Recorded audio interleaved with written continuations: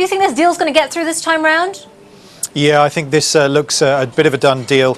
Certainly we'd been hearing rumours at the tail end of last week that the boards from AbbVie had been flying up to Washington to have some sort of discussions there, rumours being that US possibly looking to maybe close the door on this tax beneficial loophole that currently exists of companies getting relocated over to the UK.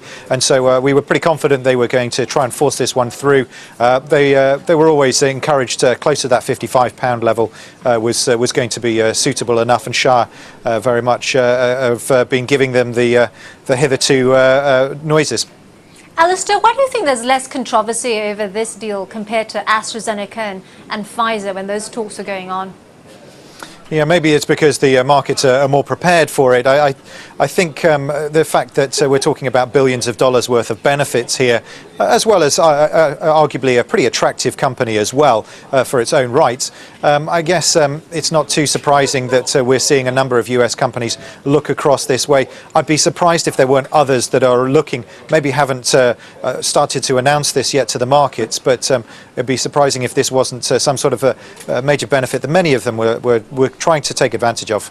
And Alastair, do you agree with what Vince Cable's been saying, or do you actually think we're not doing enough actually compared to, our neighbours in France and Germany? I think this would have to be another instance of Vince Cable and I seeing things slightly differently.